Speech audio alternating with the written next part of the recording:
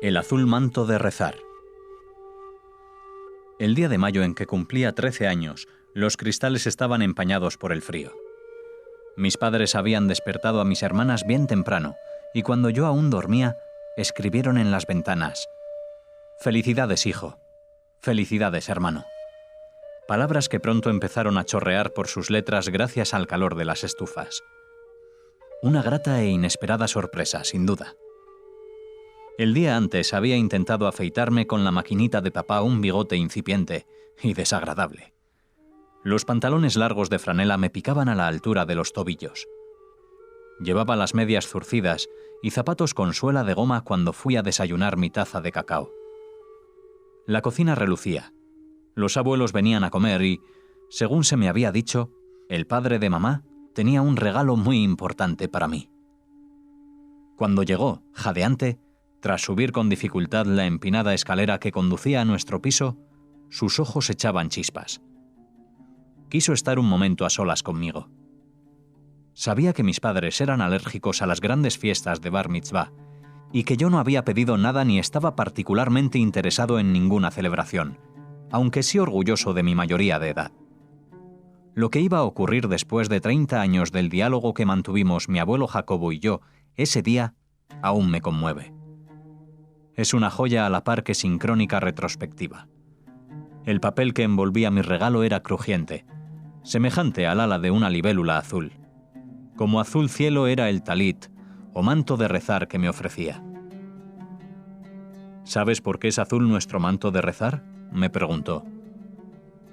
Claro que también los había visto negros y blancos en tíos y parientes, pero el que yo sostenía entre mis manos era de satén, luminoso y estrecho. Puro remedo del cielo. No lo sé, contesté con un hilo de voz. ¿Y por qué las franjas que lleva son 32? Tampoco. Suspiró hondo y percibí su olor a colonia de afeitar y tabaco negro. Llevaba su mejor traje y una camisa nueva. Eso es comparable a un rey que tenía un hermoso jardín con 32 senderos vigilados por un guardián al que confiaba la existencia de ese laberinto. Para que lo vigilara le dice: «Tenés que recorrerlos todos los días y toda vez que te demores en sus dibujos y formas, la paz será contigo». Mis hermanas, que no estaban lejos, observaban la escena con curiosidad. Papá ayudaba a mi madre a poner la mesa en la cocina, por lo menos la del aperitivo. La fría luz de mayo era extraordinaria. «¿Y qué hace entonces el guardián?», prosiguió mi abuelo. «Compromete a otros guardianes en la vigilancia dado que piensa que si lo hace solo, no podrá recorrerlos todos. Además, la gente podría pensar que el rey es avaro, de manera que otros más se acercaron al jardín para vigilar con el guardián los 32 senderos mencionados». Era una cita casi literal del libro de la Claridad o Bahir, un texto de la Cabalá del siglo XII que yo iba a introducir del arameo hebraizado original al español en la isla de Menorca, frente al mar, entre los sollozos y reclamos de mi hija pequeña y las canciones catalanas de mi esposa. De manera que aquel manto de rezar era un mapa místico, un emblema, un organigrama de los caminos que conducían al árbol de la vida. Era la antorcha tejida de una llama inextinguible más allá de la cual, en la penumbra, palpitaba el jardín del conocimiento. Era el suave chal de la sabiduría celeste que el Creador había obsequiado a Moisés y a los profetas, hecho con la trama misma del firmamento y portador de los pequeños nudos para no olvidar nuestro nexo con la Torá.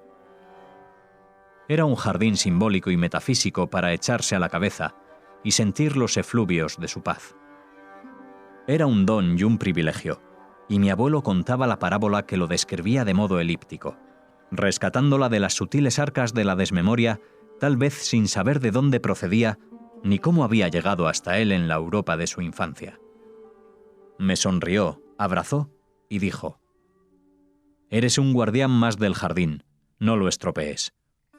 La paz es un tesoro sin el cual ningún tesoro vale la pena». El único jardín que yo había visitado hasta entonces era el salvaje de mi otro abuelo, el herrero Felipe, que apenas sí tenía un par de senderos de laja, un gallinero bullicioso al fondo y un ciruelo salvaje que en primavera se vestía de rosa. Los demás regalos que recibí ese día se desvanecen ante la presencia flexible de este manto de rezar que mis manos aún acarician cuando el abuelo soy yo ahora. 32 es una cifra excepcional. Habla al corazón y es el corazón. Por conocido que nos parezca el laberinto del jardín, siempre habrá en él un recodo sin visitar, una fuente, un manantial, helechos de salmos y flores gramáticas. La paz que procura el visitarlo se renueva con nuestra respiración.